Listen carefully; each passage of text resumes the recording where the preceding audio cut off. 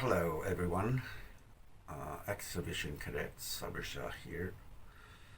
I belonged to Pakistan Air Force about 30 years ago, and I quit it for my personal reasons. So anything you hear in this vlog is totally my own research and has nothing to do with Pakistan Air Force, and I do not say anything on the behalf of Pakistan Air Force or any of the Pakistani military. You probably know that it was the 6th anniversary of the surgical strikes of India against Pakistan and Pakistan against India on 26th and 27th February 2025. And that was a day to memorize for both the nations, because Indians think they had shot down one of our F-16s, and Pakistani thinks that we did shoot down two of their aircrafts, including a Sukoi 27 or 30, I forgot, and a MiG-21 Bison. And we have the evidence to prove that. And we also captured there one of the pilots, Mr. Abhinandhan, and served him with fantastic tea, which he confessed that tea is fantastic. So, pardon my sarcasm. Both the Air Forces are professional, and as being a uniformed person, I do not intend to mock on the uniformed personas of any sides. But a conflict is a conflict, so I probably would be biased towards Pakistani side, but I'll try to stay as neutral as I can. So this escalation started from 2019, February 14th. A suicide bomber got into the Indian military convoy in Indian occupied Kashmir and blew up. Almost 40 soldiers of India expired. By the way, on the same day, same thing happened in Iran as well, and almost similar number of casualties happened in Iran same day. So India right away blamed Pakistan. I don't know about Iranian officials, what happened there, but this was a full-fledged campaign against Pakistan because Indian general elections were coming in. And of course, we think that India always uses anti-Pakistan sentiment to gain, BJP especially, to gain some sympathies from the nation.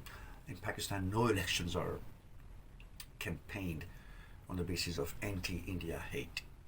There are a few statements we call Modi ka jo yaar hai, gaddar hai, meaning that whosoever the friend of Modi is, has betrayed the nation. So these kind of things, once in a while they happen, but not a full-fledged election campaign where during the public rallies you actually point out to India.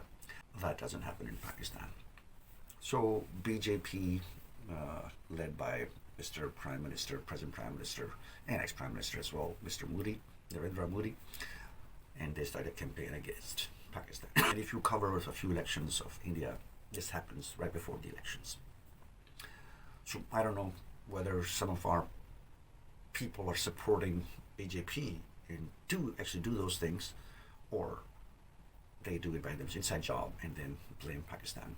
So let's let you decide that. I'm not going to put my comments on that.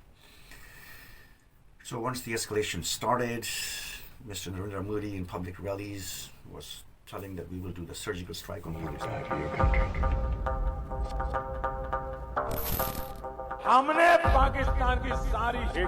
It's time for the final strike on Pakistan. We will get back POK. What India can do to free Balochistan? When you sit down with Pakistan, you must break every bone in their body. Stop. Prove to shut up for a while. Trying to teach Pakistan a lesson. We want revenge. The Indian government has now begun a campaign to isolate Pakistan. Diplomatically isolate Pakistan. Successfully isolated Pakistan. Isolate Pakistan. Pakistan needs to be hammered. Nothing less Pakistanis must die. I mean, and Pakistan could smell that, well, this is probably going to happen, and they would do some, adventure. So our forces are ready. Down with the victims. You both know you need them. Stuck in the middle of all irrelevance. That's what we are trained for. That's what we are trained for throughout our life. So our military forces informed that time Prime Minister Mr. Imran Khan, and Pakistan retaliate करने का सोचेगा नहीं, Pakistan retaliate करेगा. you have to do, you are the professional guys. So we were waiting for them to come in first, and then we retaliate back. We don't want to initiate anything. We have initiated 4 times in Kashmir, 1948, 1965, Operation Gibraltar, 1971, when Bangladesh became a new country. Actually, we started the war from the western borders, and 1999, Kargil.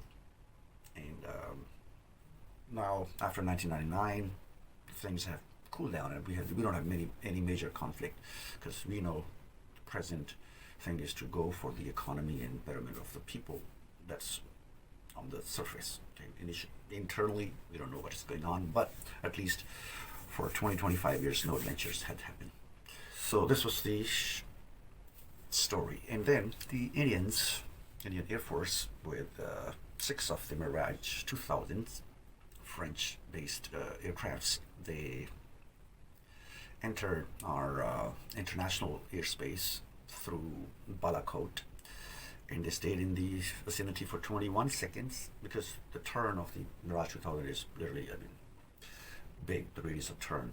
So once they turn back, they drop their payloads. Payload is not the money payload, it's the whatever they were carrying, Israeli missiles, BVRs, and they dropped them 60 kilometers before the intended target, and they went back, which they violated for about 31 seconds, something like that. But that was violation of international airspace of a sovereign country. That night, there were a lot of bogey missions being sent to different areas across the border. We have around 1,200 kilometers border along with India, starting from the coast of Karachi and then all the way till Himalayas. So this whole border, they started to penetrate, and our forces were there. But this one towards the LOC, towards the Pakistani administrated Kashmir, they entered from that side, violated the airspace for a few seconds, and then went back. And as a result, a few of our pine trees were martyred, and one. Attack में जो वाहिद casualty है, अगर कोई मौत वाक़या हुई है, तो वो इस कबे की मौत वाक़या हुई है.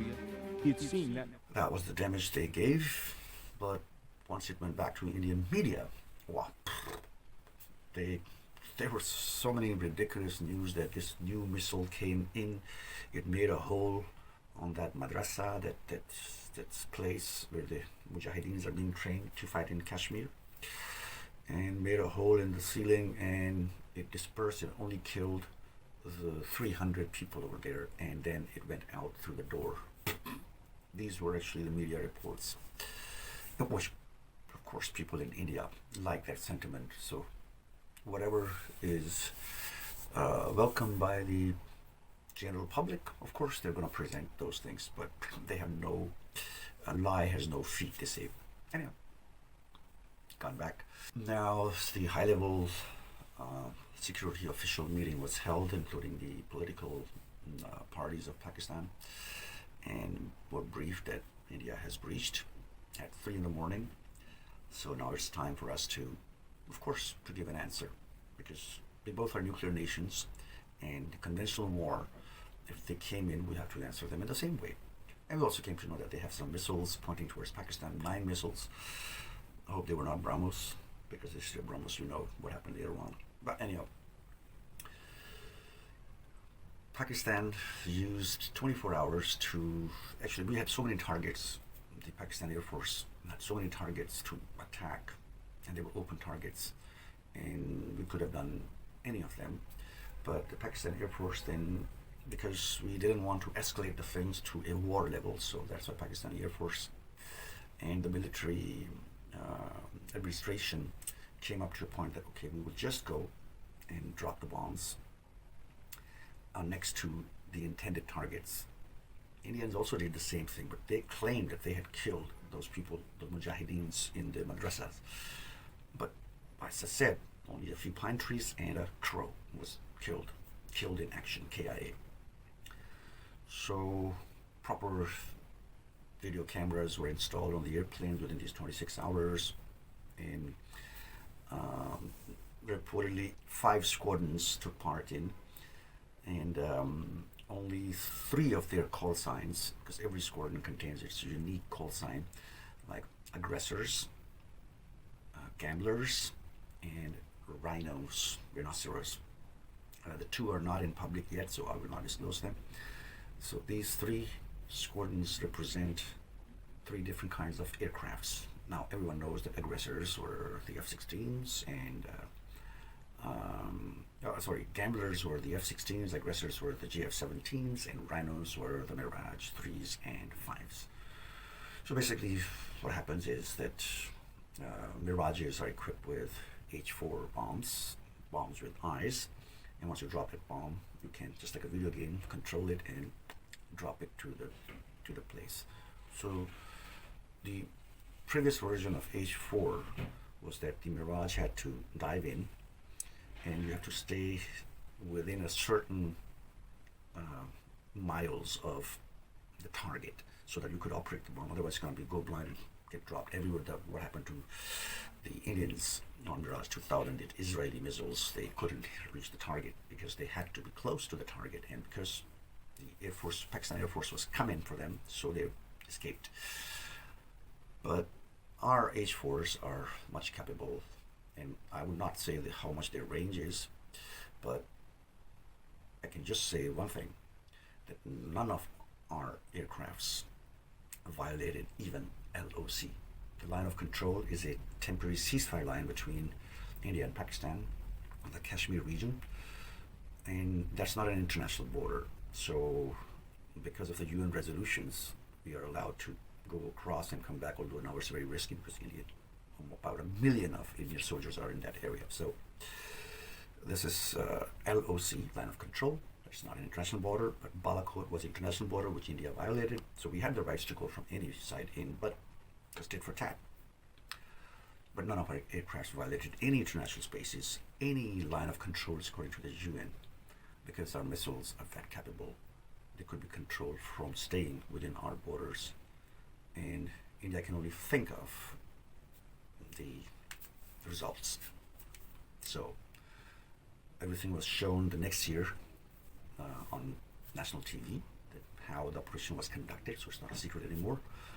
But normally Mirages are escorted by GF-17s. I will skip that one of the aircrafts, and then GF-17s were escorted on top by F-16s. So this is how the formations go, and Mirages carry out the strike. The F-17s give them the initial cover. If they're failed, then the F-16s are there to cover them, staying within our space. So once the operation was conducted, we chose 6 targets, and the missile, the bomb was going towards the intended target, and in the last 10-15 seconds, it was bent towards where there would be no casualties, and just a message delivered that we are ready and we can attack you anytime.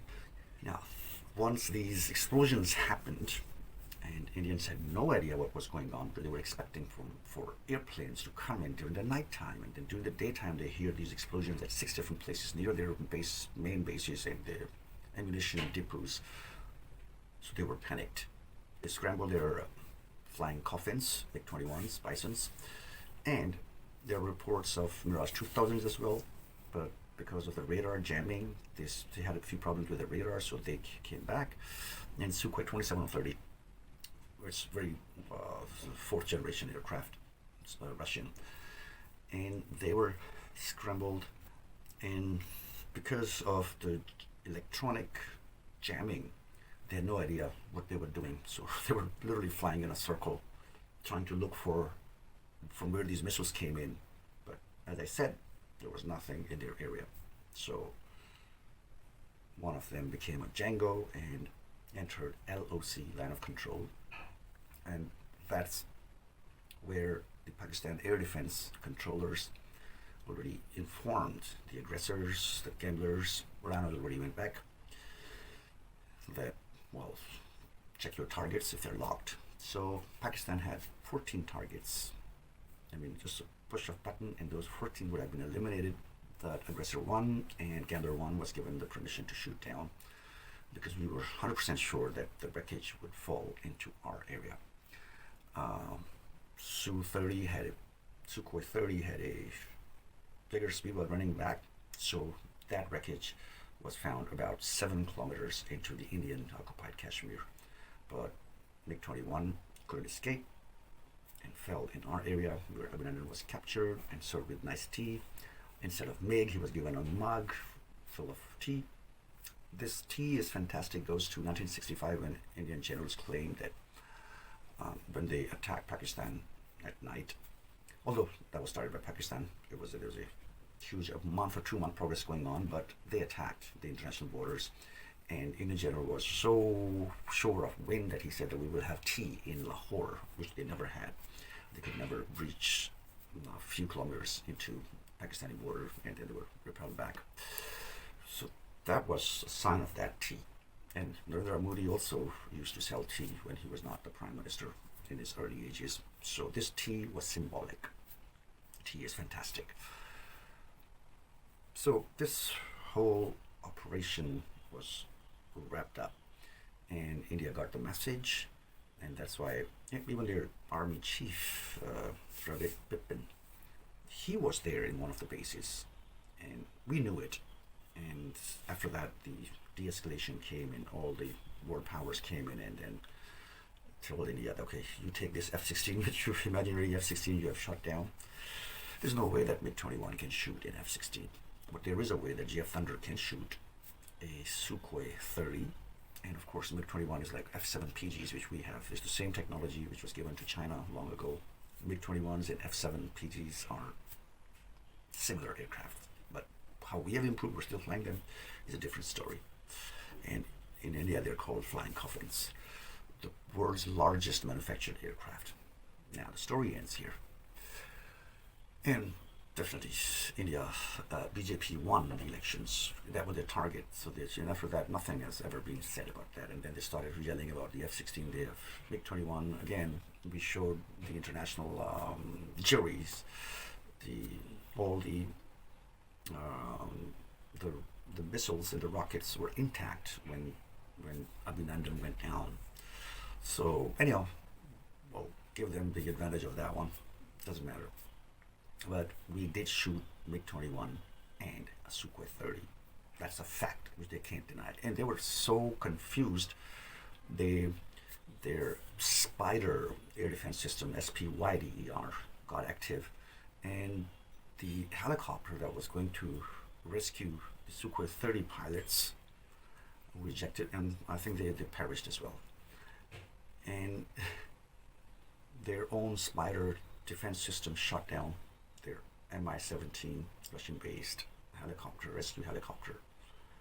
And there were 4 highly ranked officers on that one, plus 2 of the crew members, so 6 people perished in that accident. So India was so confused because of the jamming, and they were trying to find out the aircraft, so they shot down their own one. That was a big blunder done by them. So this was the whole story of that operation. But the main role played in Pakistan was our DG ISPR, an official appointed for giving the military news to public, Major General Asif Ghafoor. It is time for India to wait for our response. The response will come at the point and time of our choosing, where our civil military leadership decides, and as a matter of fact has decided. It is your turn now to wait and get ready for our surprise. I said that we will surprise you. Wait for that surprise. I said that our response will be different. See it for yourself. The response will come. As a lieutenant general, just last year. So, as YouTube shows a lot of videos regarding whatever your interests are. So recently, of course, it's 27th February, so I've been seeing a lot of, those patriotic kind of posts on YouTube, searching for them. And Mr. Bilal Gauri, a very renowned Pakistani news reporter, a journalist, who is blamed to be a critic of Pakistan establishment, but I see him a very neutral guy. Whatever is right, he says about it. Whatever is wrong, he says about that. So his vlog in Urdu, I saw that one, and then I double-checked on the Indian news that one of their journalists reported, named as Adiyat RAJ Kaul, and he sent an article, General Asif Ghafoor, a Pakistan army soldier so easily forgotten. So Mr. Bilal Gauri, he as I said, he's a critic of Pakistani establishment, military establishment. The message he wanted to give in his vlog was that although he was a critic of Major General Asif Ghafoor at that time, but if an enemy is praising him at this occasion, on the 6th anniversary of the Operation Swift Retort in Pakistan, I don't know what they call it, Midnight J calls maybe. So he took it as a win-win. But when I went into the details, and I think Indians should be alarmed by that, the Indian officials, because Mr. Adiyat RAJ Kaul, his conflict with General Asif Ghafoor started from 2019 onwards. Actually before that, because the information he has mentioned in his article, he cannot get them through normal means. Even I don't have those information. They were not to be found anywhere on internet, which he has. So Indian Raw should look into this man, because initially he posed out to be in General Asif Ghafoor critic as being an Indian journalist, and he had a Twitter fight with him. So he accused General Asif Ghafoor for many things.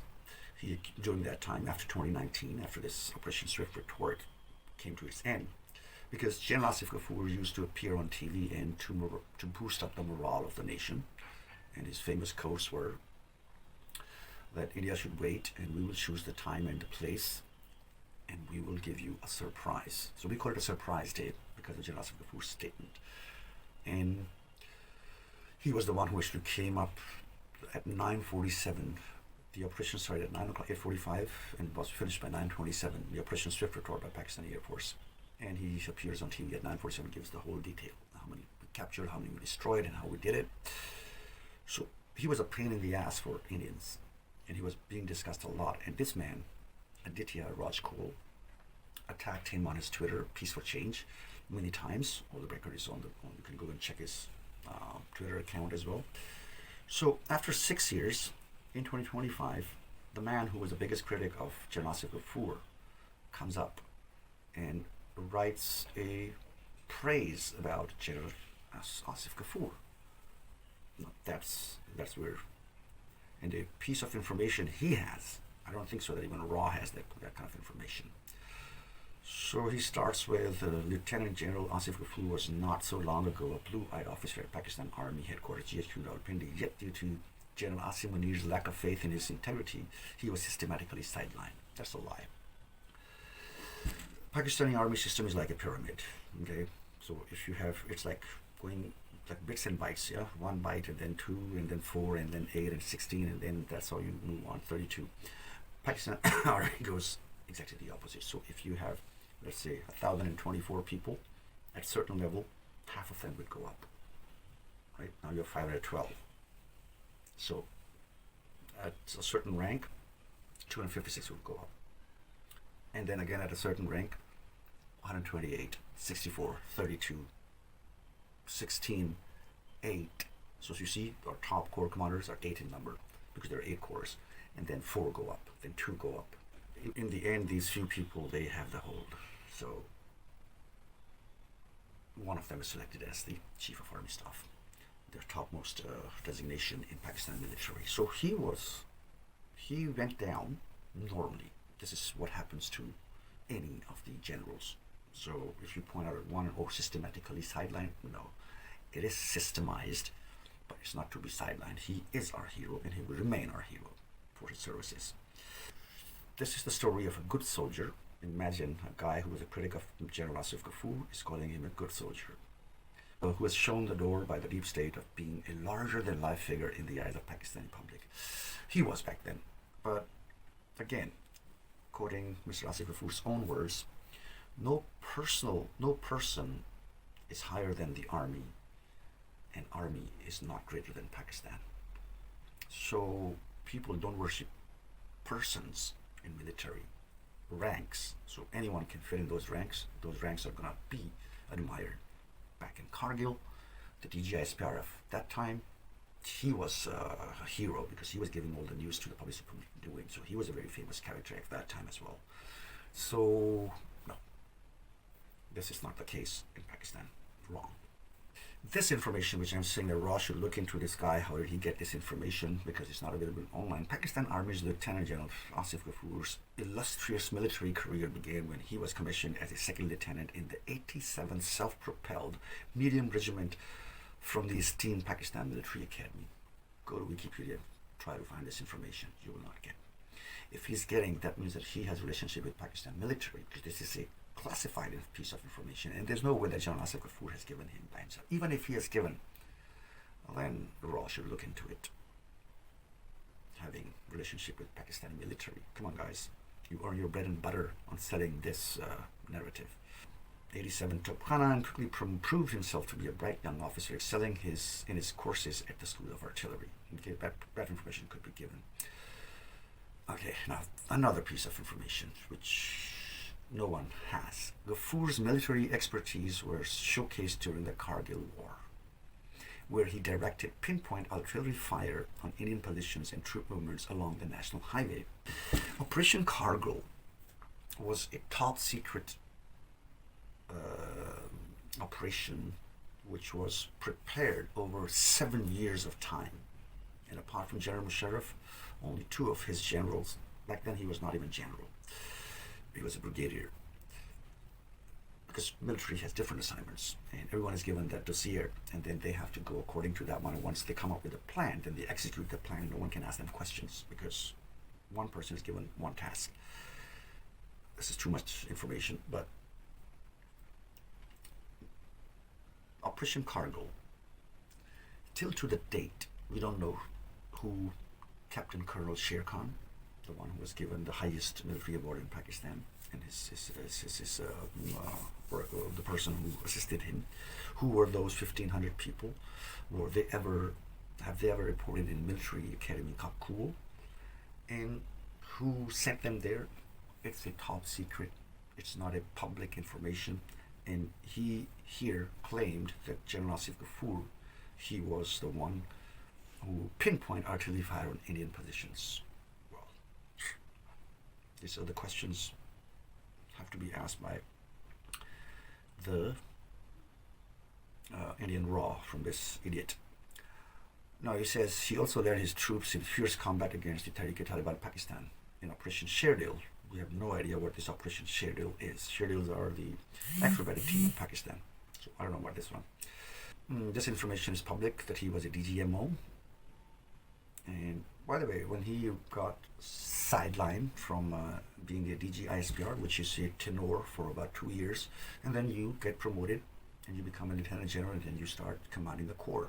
And General Asif Ghafoor has commanded the corps for his whole time, and the most, you say, the key command, Southern Command, Balochistan, he was a corps commander there, and he completed his tenure. And after that, he was made the NDU, National Defense University's president. So it was not systematically sidelined. He's claiming that when he was the GOC, General Officer Commanding of the 21 Artillery Division, Ghafoor devised a comprehensive plan to target and degrade Indian forces in the event of war as the GOC.